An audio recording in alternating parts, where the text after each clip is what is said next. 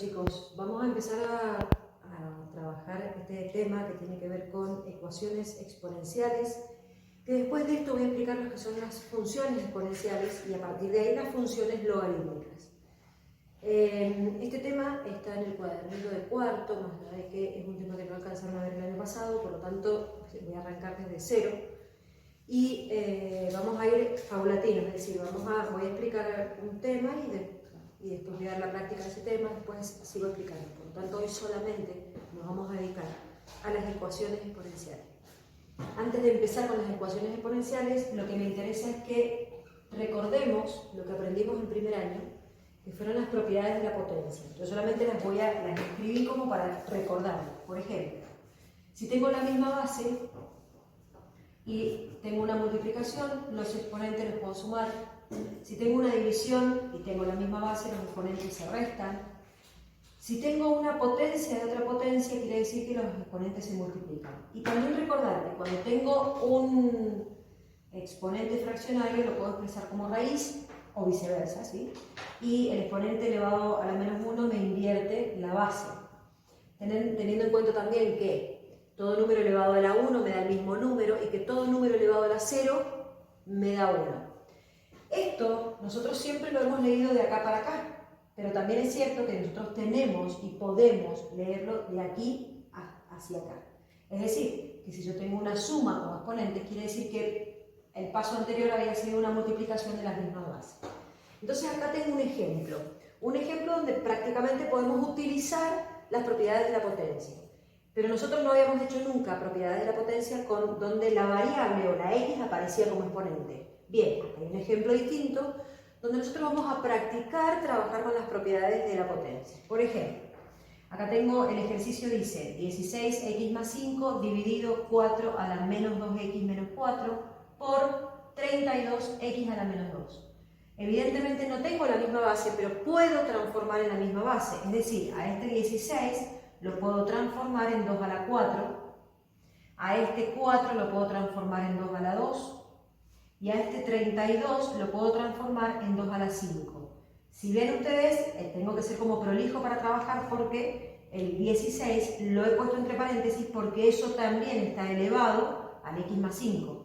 Exactamente lo mismo con esto y con esto. Es decir, que acá tengo una potencia de otra potencia, potencia de otra potencia y potencia de otra potencia. Lo que hago entonces es hacer la distributiva, una multiplicación. Es decir, este es el caso que tengo en cada uno de estos términos.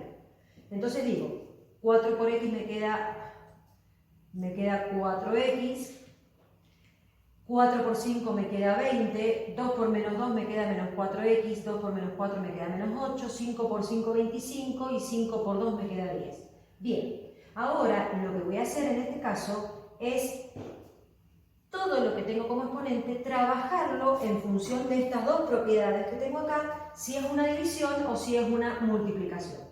Entonces fíjense, como acá tengo una división, este exponente con este exponente los puedo poner restando, ya que tengo la misma base, que es lo que logré. Entonces pongo una resta en el 2 elevado a una resta, y en este caso, como es una multiplicación, voy a poner una suma. Voy a sumar, en este caso, a este, le resto a este, le sumo a este. Si ustedes se fijan, lo que yo voy a obtener acá es, esto hace que todo esto que esté acá adentro cambie los signos. Es decir, si tengo menos 4x, menos 8, siguen las mismas reglas que nosotros conocemos de antes. Entonces me quedaría 4x más 4x me quedarían 8x, más 25x me quedarían 33x. Ahora voy con los números. 20 menos 8 me quedaría 28, menos 10, 18. Y esa es la respuesta de esta expresión donde solamente hemos trabajado propiedades de la potencia. Lo que vamos a hacer ahora a continuación es ver una ecuación exponencial y ahora voy a explicar el porqué de una ecuación exponencial. Bien, como les dije recién, entonces vamos a ver ahora un ejemplo o tres ejemplos de ecuaciones exponenciales. Me va a faltar explicar uno de los ejemplos, que lo voy a dejar para hacerlo después porque es como un poco más complejo, pero no es tampoco la complicación, pero lo vamos a dejar para hacerlo en el próximo video. Cuando nosotros decimos ecuaciones exponenciales, y esto hay que dejarlo claro, es porque la variable o la letra o la incógnita, lo que no conocemos, aparece en el exponente. Si nosotros decimos tenemos una ecuación, bien, la ecuación tiene distintas formas. Por ejemplo, si es una ecuación lineal es porque yo tengo una sola x que tengo que encontrar. En realidad esa x está elevado a la 1, puede ser que aparezca 3x menos 5x igual a 10, nosotros juntamos las x y esa es una ecuación lineal. Decimos ecuación lineal porque vamos a encontrar un solo valor de la x. Cuando decimos una ecuación cuadrática, que ahí igualamos a 0 en una ecuación cuadrática y utilizamos la fórmula menos b más menos raíz cuadrada y todo lo demás, en ese caso nosotros tenemos una ecuación cuadrática. Pero en este caso se llaman ecuaciones exponenciales, porque la variable o lo que yo tengo que encontrar está en el exponente. Nosotros vamos a ver algunos ejemplos hasta que terminemos completamente el tema de función exponencial y logarítmica y de ahí podamos retomar de nuevo ecuaciones exponenciales para poder utilizar o que podamos realmente utilizar todo lo que implica la ecuación exponencial.